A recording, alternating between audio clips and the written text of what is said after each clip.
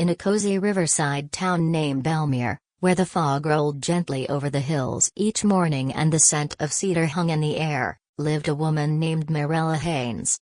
At 34, Mirella's life was built around quiet joys, homemade soups simmering on the stove, weekend hikes with her family, and the laughter of her 12-year-old daughter, Clara.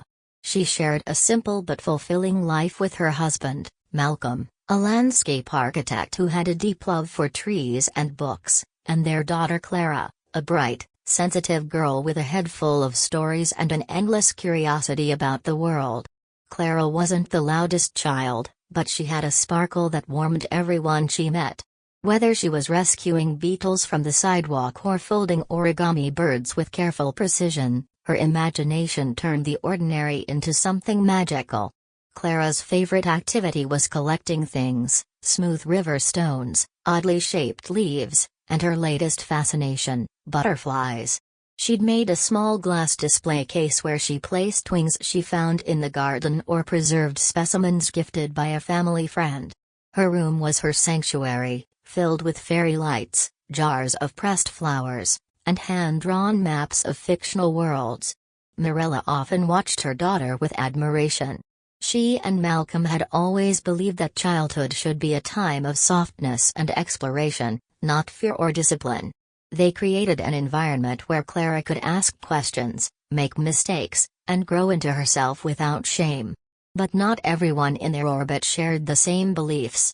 There was one constant tension in their otherwise serene life: Malcolm's mother, Margaret Haynes. Margaret was a woman of stern values, sharp words, and colder hugs. She ran her household like a military camp even decades after her children had left it. She wasn't overtly cruel, but everything about her radiated judgment.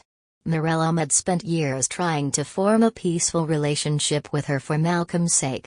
And for Clara's.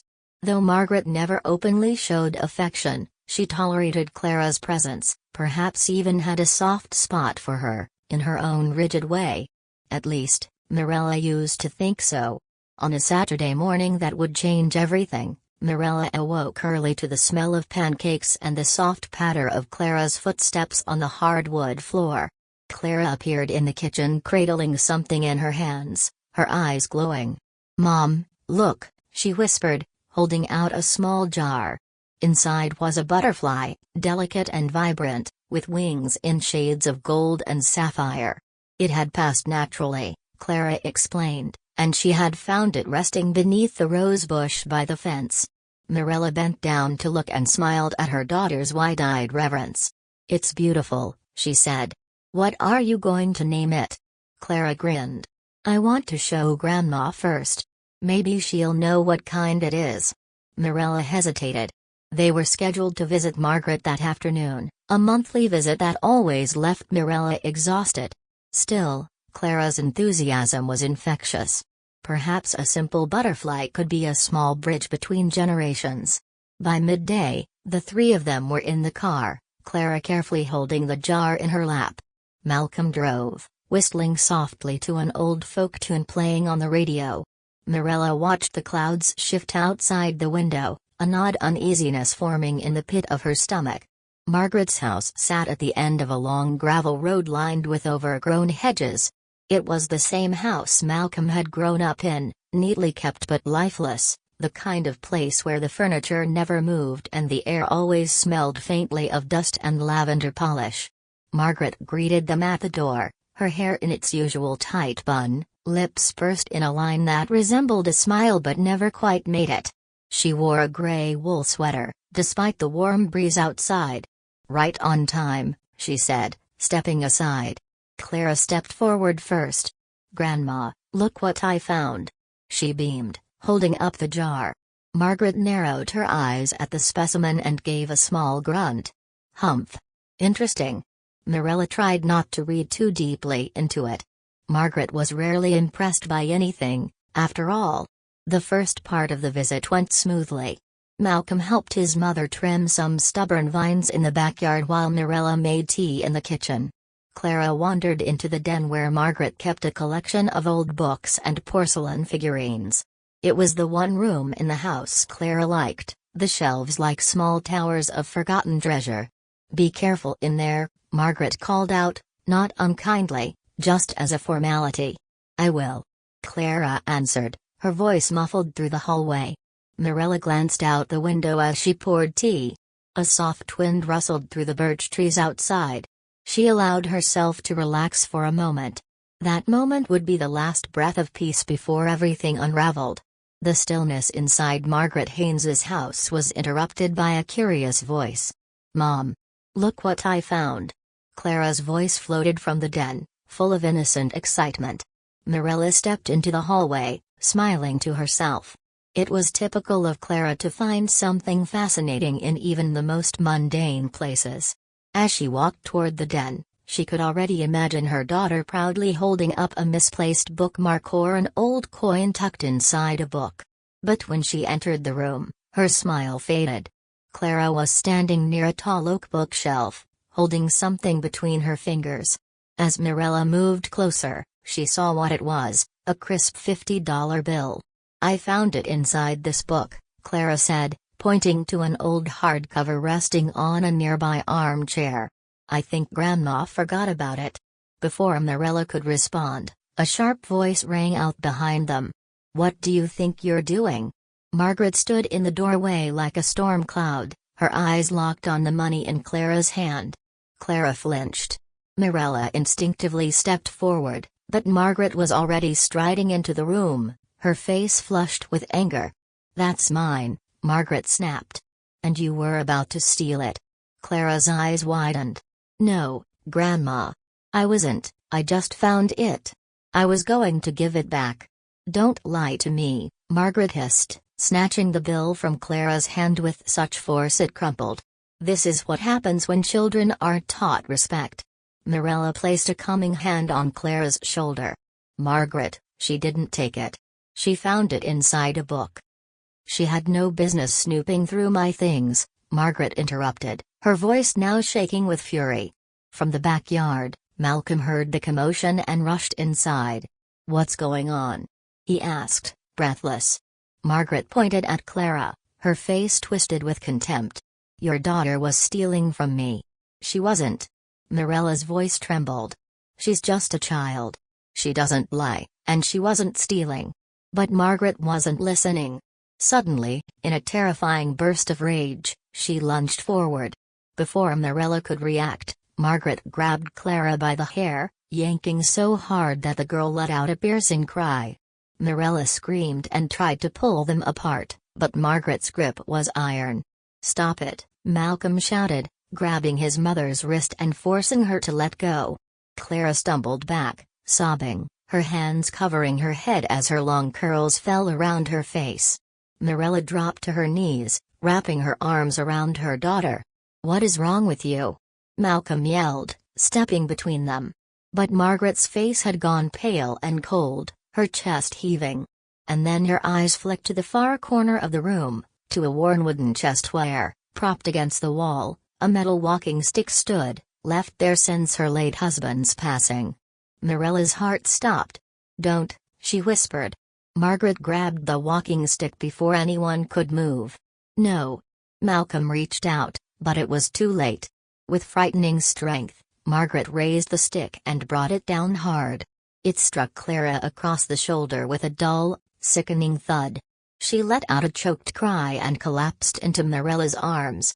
Time froze. Mirella could hear her own heartbeat thundering in her ears. Clara wasn't moving. Her daughter's tiny frame felt limp, her breathing shallow and fast. Blood began to stain the collar of her shirt where the stick had caught the side of her head. Malcolm moved instantly, scooping Clara into his arms, his face drained of color. "She needs a hospital," Mirella said, her voice barely audible. "Now." They didn't speak again. They didn't look at Margaret, who stood still, the stick hanging in her hand, her expression unreadable. Mirella and Malcolm ran to the car, Clara held tightly between them. The wind howled around them as the gravel crunched beneath the tires. Inside the car, Clara whimpered softly. Mirella sat in the back seat with her, pressing a cloth against the wound, whispering over and over, "You're going to be okay. Just stay with us, baby." Malcolm drove like a man possessed, his jaw clenched, eyes wild with fear. Red lights became suggestions. Horns blared as they sped through intersections. Mirella didn't care. All she could see was her child's face, pale and stained with blood, eyes fluttering in and out of consciousness. When they finally reached Belmere General Hospital, a nurse met them at the doors and whisked Clara away on a stretcher. Mirella tried to follow, but was gently held back. "We need space," the nurse said softly. "Let us help her." Mirella watched as the doors closed behind them, taking her daughter away into the sterile unknown. She turned and collapsed into Malcolm's arms. "She could have killed her," Mirella sobbed. "Over $50. 50. "I know," Malcolm said, holding her tightly. "She's lost her mind." "No," Mirella said through gritted teeth. "She's always been like this. We just never saw how far she could go." They sat in silence in the cold waiting room, surrounded by the sterile buzz of hospital machinery and the ticking of an old clock on the wall. When the doctor finally emerged, Mirella jumped to her feet, barely breathing. "She's stable," the doctor said, holding up a hand. "She has a minor concussion and a contusion on her shoulder, but no internal bleeding. We'll keep her overnight for observation." Mirella exhaled, the weight of the world falling from her shoulders. But only for a moment. Because the storm wasn't over yet. The next part would be harder. The soft rhythmic beeping of machines echoed through the hospital room as Mirella sat at her daughter's bedside. Clara lay motionless under a white blanket, her shoulder bandaged and her head gently wrapped in gauze. Despite the doctor's reassurances, the sight of her daughter so quiet, so still, unsettled something deep inside Mirella. The spark that had always lived in Clara's eyes was dimmed. And all because of a woman who claimed to love her. "Mom," Clara whispered, her voice rasping, barely audible. Mirella leaned in quickly. "I'm here, baby," she said, brushing her fingers through Clara's hair. "She hit me. Because of money." Clara blinked slowly, tears pooling in the corners of her eyes. "I didn't steal. I was going to put it back." "I know," Mirella whispered. "You didn't do anything wrong. You were just being curious. She hurt you because she couldn't see your heart." At the foot of the bed, Malcolm stood silent. His hands were fists at his sides, and his face, though composed, revealed a war inside him. He had spent years brushing off his mother's sternness, excusing her harsh words, her cold presence. But there was no excusing this. Not anymore. "I need to do something," Mirella said softly, not looking at him. "She can't just walk away from this." Malcolm nodded slowly. "I'll support whatever you decide." "No," Mirella turned to face him. "We decide. Together."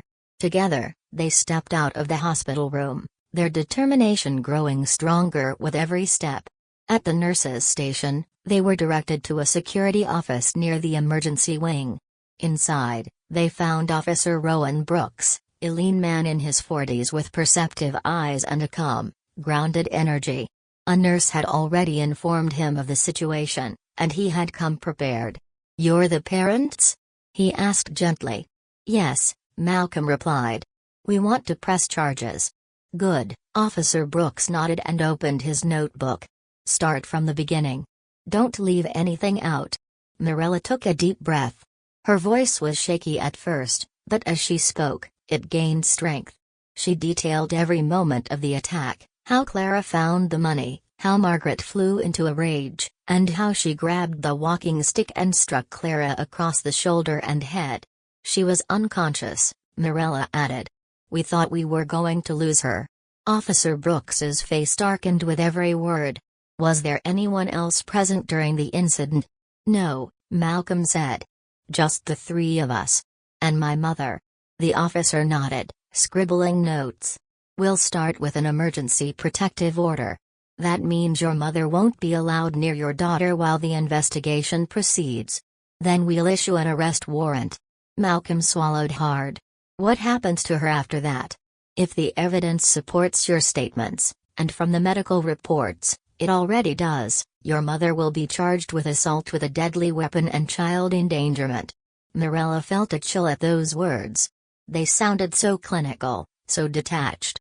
But this wasn't just a case or a report. This was their daughter. An hour later, Officer Brooks made the call to dispatch. The warrant was signed. The wheels of justice had begun to turn. Later that night, as Clara finally fell into a light sleep, the phone rang. Malcolm answered on speaker. "This is Officer Brooks," came the voice. "We've located Margaret Haynes. She's at home." Mirella's breath caught. "Is she cooperating?" She answered the door. Appeared calm. Didn't seem surprised. Of course she didn't. Margaret had spent her entire life believing she was right, that she was above consequences. Mirella pictured her, standing in that rigid gray sweater, arms crossed, lips curled in defiance. "We're about to take her into custody," the officer continued. "Do you want to stay on the line?" Malcolm looked at Mirella. She nodded. "Yes." The speakerphone crackled with the sound of footsteps, a doorbell chime, then a knock. "Margaret Haynes," Officer Brooks announced, "this is the Belmere Police Department. We have a warrant for your arrest. Please open the door." A long pause. Then, Margaret's unmistakable voice. "What is this nonsense?" "Ma'am, you are under arrest for assaulting a minor. Step outside with your hands visible." "You can't be serious," Margaret scoffed. "That girl needed discipline. My son and his wife are too soft. I was correcting her behavior." Mirella's blood boiled. There was a rustling sound, followed by the click of handcuffs. Officer Brooks's voice resumed, firm and clear. "You have the right to remain silent. Anything you say can and will be used against you." Margaret's voice cut through again, bitter and full of contempt. "You're ruining your own family, Malcolm. All for that little brat." "She's my daughter," Malcolm said softly into the phone. "And you're never going to hurt her again." The call ended. Silence followed. Mirella stared at the phone, the weight of the day finally crashing down on her shoulders. "She's really gone," she whispered. "They arrested her." Malcolm nodded. "It doesn't fix everything. But it's the first step." Mirella exhaled deeply and turned back to Clara, still resting peacefully in her hospital bed. A wave of grief, rage, and fierce protectiveness surged through her. She leaned over and whispered to her daughter, "She can't touch you anymore. You're safe now." And she meant it with every fiber of her being. Weeks passed in a blur of court paperwork, therapy appointments, and sleepless nights. The bandages on Clara's shoulder came off, but the emotional wounds remained raw. Though the bruises had faded, the fear in her eyes hadn't. She clung to Mirella whenever strangers entered a room and jumped at loud sounds. The once vibrant girl who spent hours talking to butterflies now flinched at even the softest scolding. Mirella and Malcolm poured every ounce of energy into their daughter's recovery. A child therapist had been brought in to help Clara navigate the trauma, and slowly, so very slowly, she began to speak again about what had happened. Her drawings, once full of color and whimsy, now depicted dark rooms, towering angry faces, and a small figure curled in a corner. Meanwhile, Margaret Haynes sat in a county holding facility, awaiting trial. She had refused bail, or rather, refused to even acknowledge that she needed it. During her first court appearance, she stood tall, chin lifted, her demeanor cold and dismissive. "She's not even pretending to be sorry," Malcolm had muttered as they left the courtroom. "I don't think she ever will be," Mirella replied. "But that won't save her." The trial was set for the first week of October. The town of Belmere, usually quiet and disinterested in legal affairs, buzzed with gossip. The notion of a grandmother being tried for nearly killing her granddaughter with a walking stick was too shocking to ignore. Some whispered in disbelief, others in outrage, but most agreed, justice had to be served. The courthouse was packed on the first day of trial. Reporters lingered near the front steps. Former friends of Margaret sat stiffly in the back pews, some wearing expressions of disbelief, others veiled shame. Mirella sat in the front row beside Malcolm, her hand wrapped tightly around Clara's. The girl wore a soft blue sweater, her hair tied in a braid.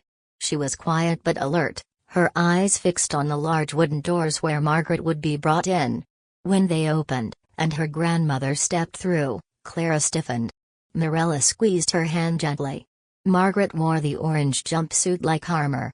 Her face was stony, her eyes scanning the room with contempt. She didn't look at Clara. Not once. The judge entered, an older woman with silver-streaked hair and a calm but commanding presence. "We are here today," she began, "to determine whether Margaret Haynes knowingly and willfully assaulted a minor with intent to cause harm." The prosecution started strong. They presented photographs, Clara's bruised shoulder, the gash at the side of her head, the medical reports documenting her concussion and trauma. The ER doctor testified, describing in clinical detail how close the blow had come to causing permanent damage. Then came the 911 audio, the call Malcolm made as they rushed Clara to the hospital. "She's not waking up," his panicked voice echoed through the courtroom. "She's bleeding, I think her skull is fractured. Please, send help." Mirella buried her face in her hands. She hadn't heard that call since the night it happened.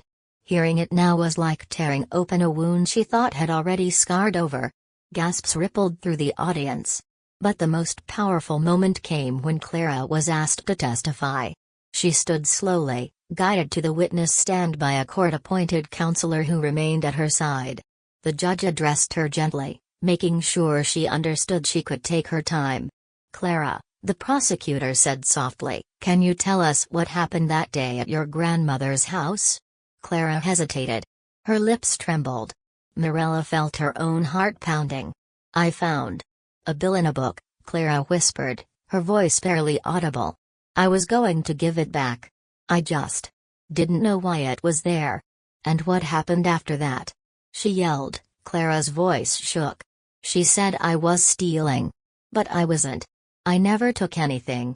Her fingers curled tightly into her lap. "She pulled my hair. I screamed. She was so mad. Then she hit me. I don't remember much after." Silence. Some members of the jury looked visibly shaken. "Thank you, Clara," the prosecutor said gently. "You were very brave." Clara stepped down and hurried back to her seat beside her parents. Mirella wrapped both arms around her, whispering how proud she was. The defense attorney, an older man with a tone more suited for tax fraud cases, tried to downplay the incident. "Miss Haynes has a firm view on discipline," he argued. "She was raised in a different time, where strict parenting wasn't unusual. What she did was an overreaction, yes, but not criminal. She believed the child was misbehaving and acted out of a misguided attempt to correct that behavior." Then Margaret was called to testify. She stepped up to the stand like a soldier facing a tribunal. "I did what needed to be done," she said coldly. "Children today are too soft. She was rummaging through my belongings, and no one told her it was wrong. My son and his wife," she sneered, "they let her run wild. Someone had to teach her a lesson." The courtroom murmured in disbelief. Even the defense attorney looked uncomfortable. The prosecutor rose slowly. "So you're saying you knowingly used physical violence on a 12-year-old because you disagreed with her behavior?" "She was stealing," Margaret snapped. "There is no proof of that. Only your assumption. And even if she had been, do you believe hitting her with a metal object was justified?" "She needed to learn," Margaret said. The jury needed no further convincing. After closing arguments, the judge called a recess. Within 2 hours, the jury returned. "We, the jury, find the defendant Margaret Haynes guilty on all charges." Mirella's breath caught in her throat. Clara squeezed her hand tightly. Malcolm exhaled, his body sagging with relief. Margaret's face fell. For the first time, her mask cracked. As the judge delivered the sentence, 15 years in prison with no chance of parole for the first 10, Margaret turned to Malcolm. "You'd do this to your own mother?" she whispered. Malcolm stared back with steady eyes. "You did it to yourself." Margaret was led away in cuffs, still muttering, still denying. But her voice faded as she was taken through the doors, and out of their lives. For good. The trial was over. The gavel had fallen. Margaret Haynes was no longer a looming shadow over the Haynes family but a closed door behind concrete walls and steel bars. But justice, while necessary, is rarely the end of pain. After the sentencing, Mirella, Malcolm, and Clara returned home to their quiet house in Belmere. Though everything looked the same, the bookshelf by the fireplace, the wind chime above the porch, the family portraits along the hallway, everything felt different. The air was heavier. Every room held echoes of what had nearly been lost. Clara's recovery was not measured in days or weeks, but in moments. The first time she slept through the night without waking in terror. The first time she stopped flinching when someone raised their voice. The first time she laughed, not a small polite giggle, but a full, unguarded laugh, while watching her favorite nature documentary. Mirella tracked each one like stepping stones on a long, uncertain path. The therapy sessions continued weekly. Clara's therapist, Dr. Ellen Rowe, was a soft-spoken woman with silver bangles on her wrist and a garden-themed office full of stuffed animals and art supplies. She never pressured Clara to speak but instead gave her tools to express emotions in color, shape, and story. "She's strong," Dr. Rowe told Mirella one afternoon. "But this kind of betrayal. It carves deep. It will take time." Mirella nodded, tears prickling her eyes. "I just want her to be able to trust again." "She will. But don't rush it. Let her build it back, one person, one experience at a time." So that's what they did. They rebuilt. Slowly. Gently. Mirella and Malcolm also began attending counseling, not just to support their daughter, but to address the guilt that had crept between them. The guilt of not recognizing Margaret's potential for violence sooner. The guilt of putting Clara in harm's way. "You didn't fail her," their therapist reminded them. "You protected her the moment it counted most. That's what good parents do." Together, they created new rituals. Not to erase what had happened, but to create new memories strong enough to grow alongside the painful ones. Friday nights became family movie nights. Clara picked the film, and they watched it snuggled under one big blanket with bowls of popcorn and mugs of hot cocoa. Saturdays were adventure days, where they'd go on hikes, museum trips, or simply picnic in the backyard.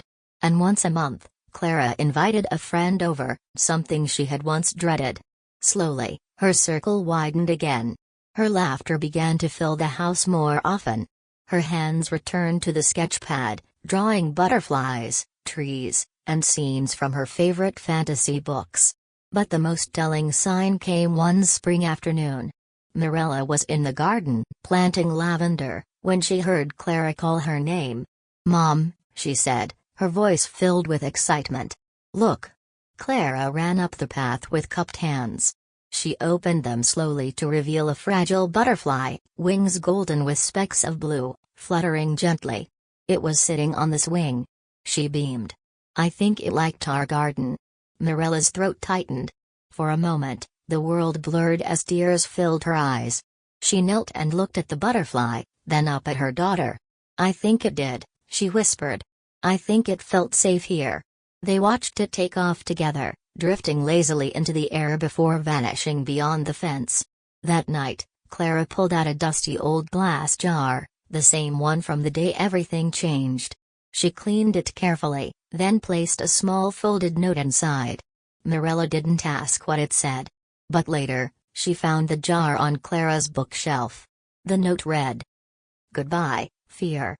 You don't live here anymore." 6 months later, the family received a letter from the prison system. Margaret had been transferred to a long-term facility and was petitioning to speak with her son. She requested a visit, just a conversation, to make peace. Malcolm read the letter in silence, his hand still steady. He placed it in the drawer without a word. "You're not going, are you?" Mirella asked. "No," he said. "Peace doesn't require her. We already found ours." And he was right. Because peace wasn't forgiveness without accountability. It wasn't pretending the past hadn't happened.